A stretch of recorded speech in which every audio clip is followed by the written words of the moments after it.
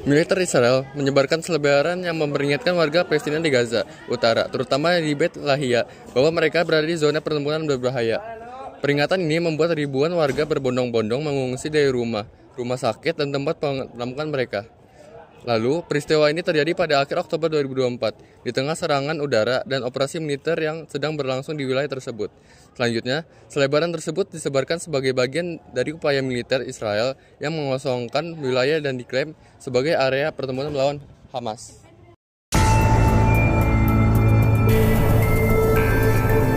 Warga di Gaza Utara berbondong-bondong untuk mengungsi setelah militer Israel menyebarkan selebaran yang memperingatkan bahwa mereka berada di zona pertempuran berbahaya. Seperti di kota Beit Lahia, warga panik usai militer Israel menyebarkan selebaran yang memperingatkan mereka untuk segera meninggalkan rumah sakit, dan tempat penampungan. Selebaran itu menyatakan bahwa wilayah tersebut berada di dalam zona pertempuran berbahaya dan mereka harus segera menuju rumah sakit Indonesia untuk menyelamatkan diri. Seruan melalui selebaran ini membuat warga berbondong-bondong mengungsi, meninggalkan sisa-sisa kehidupan mereka di tengah kehancuran yang semakin meluas. Salah satu pengungsi, Muhammad, menyatakan keputusasaan dan rasa takut yang mendalam. Momen itu terjadi pada Selasa 22 Oktober 2024. بدناش اكل وشرب اسوق عليكم الله بس اعملوا لنا حل يا عمي لو هدنه اعملوا لنا احنا متنا يا ناس انا من بيت حنون ده بنزح من هالنهانه تعد وصلت رفح وانا اطلع وانزل مش كل حاجه الاكل والشرب بدنا راحه بال بدنا اولادنا يعيشوا زي المسلمين اولادنا صغار موتونا عندنا جرحى عندنا شهداء عندنا مساجين ماشي نقول لكم احنا مش كل حاجه الاكل والشرب لكل رئيس عربي بقول الشعب الفلسطيني بده يعيش زيه زي كل الدول أولادنا بدهم يعيشوا، بدهم يتعلموا، هي ثاني سنة تروح عليهم. Gaza Utara telah menjadi sasaran serangan udara intensif oleh militer Israel. Wilayah Beit Lahia mengalami kehancuran yang sangat parah. Sedikitnya 87 orang tewas akibat serangan udara di kawasan ini. Pada Senin 21 Oktober lalu, para pejabat medis Palestina mengatakan mereka telah mengumpulkan lebih dari selusin jenazah korban serangan darat dan udara Israel. Militer Israel menyatakan bahwa operasi ini menargetkan kelompok Hamas yang diklaim sedang berkumpul kembali di wilayah tersebut. Namun, serangan tersebut juga menelan banyak korban sipil, menambah panjang daftar warga Palestina yang tewas dalam konflik yang terus memanas.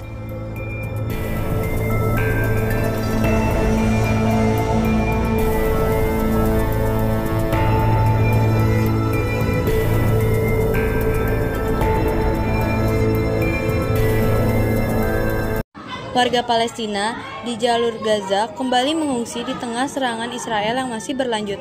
Militer Israel melancarkan serangan udara di wilayah utara Gaza pada Minggu 6 Oktober 2024. Serangan itu terjadi satu hari sebelum peringatan 1 tahun perang di Gaza dimulai. Puluhan orang tewas dan beberapa lainnya terluka dan terjebak di bawah reruntuhan rumah yang terkena serangan Israel. Serangan itu terfokus di wilayah timur, Jabalia, Tel Al-Zatar, dan dekat Rumah Sakit Indonesia. Warga Palestina di jalur Gaza terpaksa mengungsi kembali di tengah serangan Israel yang masih berlanjut. Pada Minggu 6 Oktober 2024, Israel melancarkan serangan udara besar-besaran di wilayah utara Gaza. Serangan itu terjadi satu hari sebelum peringatan 1 tahun perang di Gaza dimulai. Penduduk setempat menggambarkan serangan udara itu sebagai pemboman terberat sejak konflik pecah. Puluhan orang tewas, beberapa lainnya terluka dan terjebak di bawah reruntuhan rumah yang terkena serangan Israel. Serangan itu terfokus di wilayah timur Jabalia, Tel Al-Zatar, dan dekat Rumah Sakit Indonesia. Usai serangan Israel itu, jalan menuju wilayah barat dan selatan kota Gaza dipenuhi warga Palestina yang mengungsi. Mereka mengemasi barang-barang dan mengendarai mobil atau kereta keledai, sebagian bersepeda atau bahkan berjalan kaki. Banyak orang menyebut ini bukan pertama kalinya mereka melarikan diri dari serangan udara dalam 1 tahun terakhir.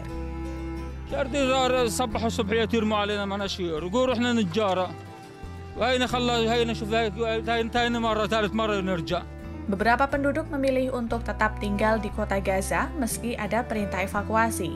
Pasalnya mereka yakin tidak ada tempat yang aman di Gaza.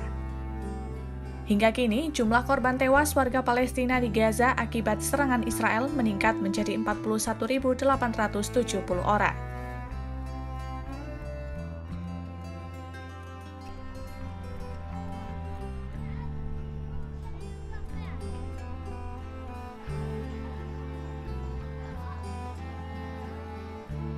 Penduduk Gaza mengungsi dari Jabalia, Gaza Utara pada Rabu 9 Oktober 2024 lalu. Mereka meninggalkan Jabalia dengan kendaraan, kereta keledai, dan berjalan kaki untuk menyusul serangan Israel di Gaza Utara. Seluruh wilayah utara termasuk Gaza telah mengalami kerusakan parah dan sebagian besar telah diisolasi oleh Israel sejak akhir tahun lalu. Serangan Israel selama 1 tahun di Gaza telah menewaskan lebih dari 41.000 orang. Penduduk Gaza mengungsi dari Jabalia di Gaza Utara pada Rabu 9 Oktober 2024. Mereka meninggalkan Jabalia dengan kendaraan, kereta keledai, dan berjalan kaki menyusul serangan Israel di Gaza Utara.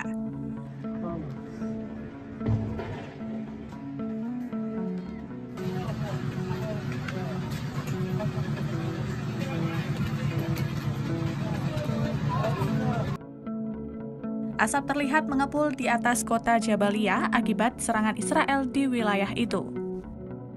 Seluruh wilayah utara termasuk kota Gaza telah mengalami kerusakan parah, sementara sebagiannya lagi telah diisolasi oleh pasukan Israel sejak akhir tahun lalu.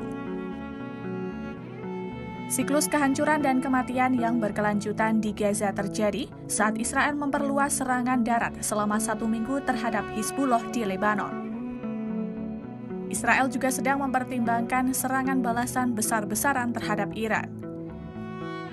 Serangan Israel selama 1 tahun ke Gaza merupakan serangan paling mematikan dan paling merusak dalam sejarah terkini. Serangan itu menewaskan lebih dari 42.000 orang, dengan lebih dari separuhnya adalah wanita dan anak-anak. Kini selain terus berperang dengan Hamas di Gaza, Israel juga terlibat pertempuran dengan Hizbullah di Lebanon yang mulai menembakkan roket ke Israel sejak 8 Oktober 2023.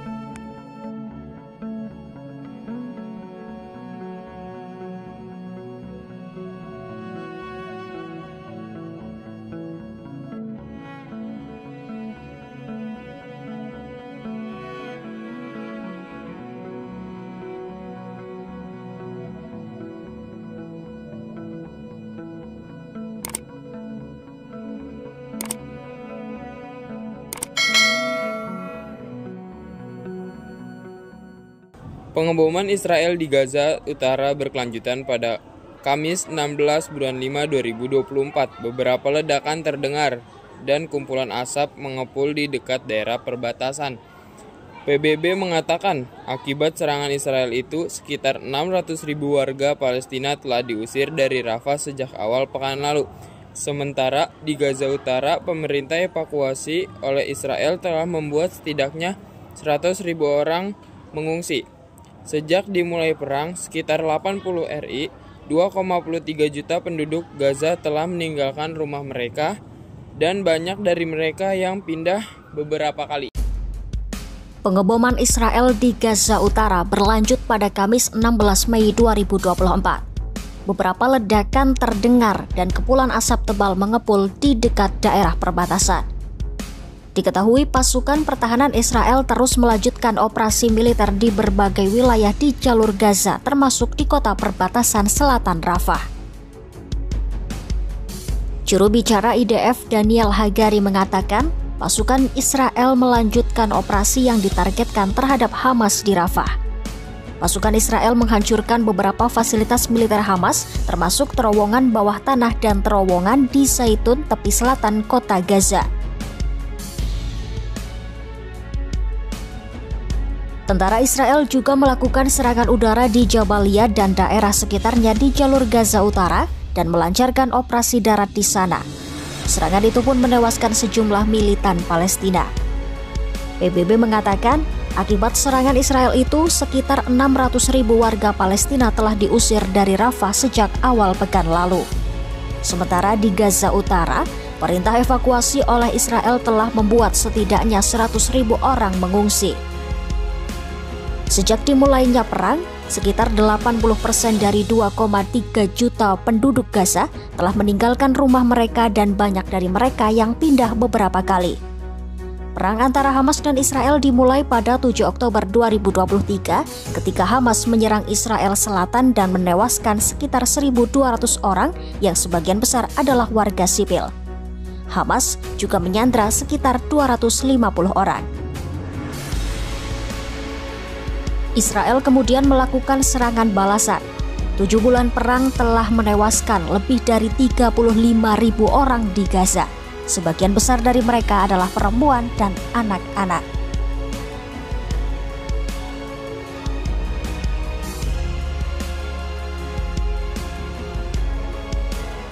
Kematian pemimpin Hamas, Yahya Sinwar, yang dituding Israel sebagai otak di balik serangan 7 Oktober, tidak membuat konflik di Gaza, Palestina merdeka.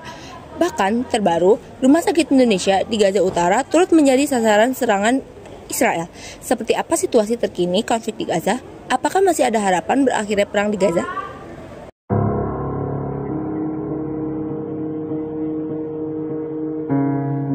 Kematian pemimpin Hamas, Yahya Sinwar, yang dituding Israel sebagai otak di balik serangan 7 Oktober tidak membuat konflik di Gaza Palestina mereda. Bahkan terbaru, Rumah Sakit Indonesia di Gaza Utara turut jadi sasaran serangan Israel. Seperti apa situasi terkini konflik di Gaza? Apakah masih ada harapan berakhirnya perang di Gaza? Usai tewasnya Yahya Sinwar pada Kamis 17 Oktober 2024, militer Israel atau IDF tidak mengendurkan serangannya ke Gaza. Pada Sabtu dan Minggu ini, serangan IDF menewaskan sedikitnya 73 warga Palestina di kawasan permukiman di Beit Lahia di wilayah Gaza Utara. Serangan Israel di Gaza juga menyasar Rumah Sakit Indonesia di Gaza Utara. Direktur RS Indonesia di Gaza Utara mengatakan pasukan Israel menembaki fasilitas tersebut.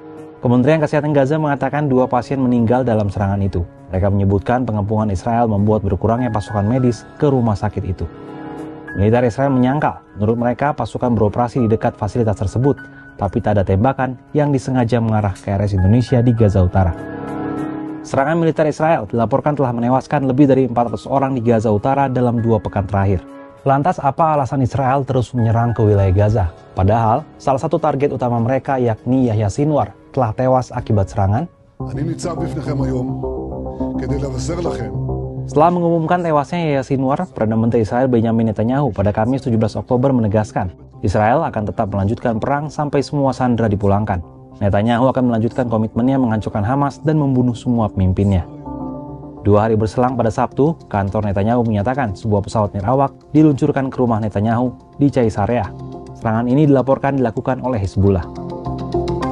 Setelah tewasnya Sinwar, Hamas dan Hizbullah bersumpah untuk semakin mengintensifkan serangan terhadap Israel. Selain serangan yang menyasar rumah Netanyahu pada Sabtu, Hizbullah juga meluncurkan serangan roket ke wilayah Israel Utara. Tim penyelamat Israel mengatakan 1 orang tewas akibat pecahan peluru. Eskalasi konflik di Timur Tengah diperkirakan akan terus berlanjut, bahkan meluas hingga melibatkan Iran, Hizbullah, dan Houthi. Meski ada desakan dari dunia untuk segera menghentikan perang. Kalau menurut sahabat Kompas, kemana kira-kira arah perang di Timur Tengah? Seorang kolonel atau perwira berpangkat tertinggi Israel dilaporkan tewas dalam pertempuran di Gaza Utara. Dilansir dari Kompas ID pada tanggal 21 bulan Oktober tahun 2024. Militer Israel mengungkapkan kematian Kolonel Ehsan Daksa di Gaza lewat pengumuman pada Minggu pada tanggal 20 bulan Oktober tahun 2024 malam waktu Tel Aviv. Sejak pasukan darat Tahzal menyerbu Gaza, sudah 355 tentara Israel tewas dan hampir 5.000 lain cedera. Israel juga kehilangan tentara akibat serbuannya ke Lebanon. Satu lagi kolonel atau perwira tinggi Israel dilaporkan tewas dalam pertempuran di Gaza Utara. Melansir dari kompas.id 21 Oktober 2024, militer Israel Tachal mengumumkan kematian Kolonel Ehsan Daksa di Gaza dalam sebuah pernyataan pada malam Minggu 20 Oktober 2024 waktu Tel Aviv. Ehsan Daksa merupakan salah satu komandan Brigade Iron Tracks ke-401 Israel yang ditugaskan untuk operasi darat di Gaza. Menurut laporan, Kolonel Daksa tewas dalam pertempuran setelah tanknya terkena alat peledak. Dia termasuk perwira berpangkat tinggi yang gugur dalam pertempuran darat sejak konflik dimulai.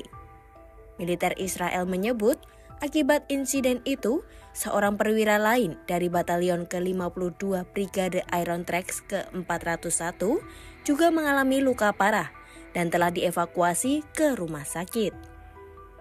Saat kejadian, Kolonel Daksa dan perwira yang terluka tiba di lokasi terpisah menggunakan tank di titik pengamatan di Jabalia. Sekitar 20 meter dari kedua tank, sebuah alat peledak dengan kawat tripwire meledak dan mengakibatkan kematian Kolonel Daksa. Diketahui, Daksa menerima komando Brigade 401 awal tahun ini, selama perang Israel-Hamas dan selama perang Lebanon kedua. Ia bertugas sebagai komandan tank di Batalion ke-75 Brigade ke-7 melawan Hizbullah. Sementara itu, sejak invasi darat Tachal ke Gaza, total 355 tentara Israel telah tewas dan hampir 5.000 lainnya mengalami cedera. Selain di Gaza, Israel juga mengalami kehilangan tentara dalam serangannya ke Lebanon.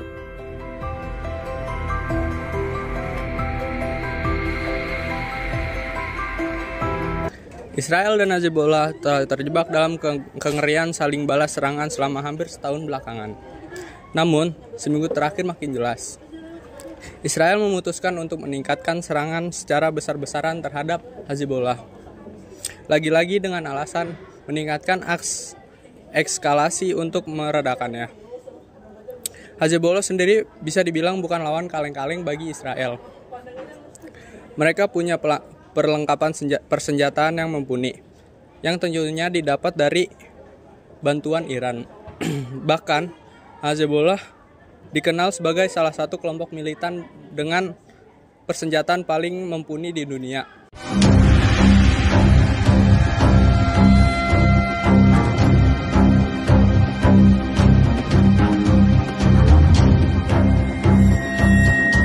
Israel dan Hezbollah telah terjebak dalam kengerian saling balas serangan selama hampir setahun belakangan. Namun seminggu terakhir makin jelas, Israel memutuskan untuk meningkatkan serangannya secara besar-besaran terhadap Hezbollah. Lagi-lagi dengan alasan meningkatkan eskalasi untuk meredakannya. Hezbollah sendiri bisa dibilang bukan lawan kaleng-kaleng bagi Israel. Mereka punya perlengkapan persenjataan yang mumpuni yang tentunya didapat dari bantuan Iran. Bahkan Hezbollah dikenal sebagai salah satu kelompok militan dengan persenjataan paling mumpuni di dunia. Bagaimana kekuatannya? Israel terus meningkatkan gempuran ke Lebanon di tengah seruan dunia agar mereka segera angkat kaki dari Palestina dan meredam konflik dengan Hezbollah. Dalam serangan Senin, 23 September 2024, serangan Israel menewaskan sedikitnya 274 orang dan melukai 1.024 orang di Lebanon. Serangan ini menjadi yang paling mematikan setelah perang Hezbollah-Israel tahun 2006. Serangan udara Israel pada Senin itu menghantam sejumlah wilayah di Lebanon termasuk kawasan yang jauh dari perbatasan. Kantor Berita Nasional milik pemerintah Lebanon, NNA, melaporkan serangan tersebut menghantam kawasan hutan di Provinsi Tengah Byblos, sebelah utara Beirut atau sekitar 130 km di utara perbatasan Lebanon-Israel. Nah, seiring datangnya serangan Israel, pihak Hezbollah menyatakan mereka menembakkan puluhan roket ke pos militer Israel di Galilea. Mereka juga menargetkan fasilitas perusahaan pertahanan Israel yang berkantor pusat di Haifa untuk hari kedua. Roket yang kerap digunakan Hezbollah untuk perang melawan Israel adalah Katyusha. Katyusha sendiri merupakan roket buatan Rusia yang punya jangkauan hingga 40 km. Selain roket buatan Rusia, Hezbollah juga kerap menggunakan rudal-rudal pasokan dari Iran seperti rudal Shahin, rudal Fateh, rudal Fajr, rudal Scud BCD, roket Zelzal, hingga roket Falak. Rudal balistik Fajr 5 memiliki jangkauan hingga 75 km. Rudal anti-tank Rad-23 memiliki jangkauan hingga 70 km. Sementara itu, rudal Fateh 110 nyaris sama dengan Scud BCD yang memiliki jangkauan 250-300 km. Roket Falak 1 punya jangkauan hingga 11 km, roket Zelzal 1 memiliki jangkauan hingga 160 km. Selain roket, Hezbollah juga punya sistem pesawat nirawak atau drone yang hampir seluruhnya dipasok oleh Iran dan digunakan untuk pengintaian serta menyerang target sasaran. Beberapa drone yang dimiliki Hezbollah diantaranya Mirsad 1 atau Ababil T yang memiliki jangkauan 120 km, kemudian ada juga Mirsad 2 atau Mohajer 4 yang mampu menjangkau hingga 150 km. Ada juga Ma'arab atau Quds Yasir yang bisa terbang sampai 200 km. Drone Karar juga tak kalah canggih karena mampu menjangkau hingga 1000 km. Yang lebih canggih yakni Shahid 129. Pesawat nirawak ini bisa terbang sampai 2000 km. Hezbollah pun dilengkapi dengan pertahanan udara portable seperti SA-16 dan 18 yang punya jangkauan hingga 1,5 km. Sistem pertahanan udara SA-7 yang memiliki jangkauan hingga 3,4 km, hingga sistem pertahanan udara Misah 05 yang memiliki jangkauan hingga 6 km. Sistem rudal permukaan ke udara juga masuk dalam daftar senjata yang dimiliki Hezbollah untuk perang melawan Israel. Hezbollah memiliki sistem SA-14 dengan jangkauan hingga 4,5 km, SA-8 dengan jangkauan hingga 10 km, SA-22 dengan jangkauan hingga 20 km, dan SA-17 dengan jangkauan hingga 50 km. Meningkatnya eskalasi konflik Israel-Hezbollah ini menimbulkan kekhawatiran akan dimulainya perang terbuka di antara kedua pihak. Hezbollah telah mengancam terus melanjutkan serangannya sebagai bentuk solidaritas terhadap Palestina dan Hamas. Mereka menyatakan akan terus melancarkan serangan hingga ada gencatan senjata di Gaza. Sebagai balasan ancaman, Israel telah menyerukan agar penduduk Lebanon Selatan mengungsi dari rumah dan bangunan lain tempat Hezbollah diklaim menyimpan senjatanya. Yang pasti, situasi di Timur Tengah bakal kian memanas. Bagaimana kelanjutannya? Nantikan di Bahas Peristiwa berikutnya.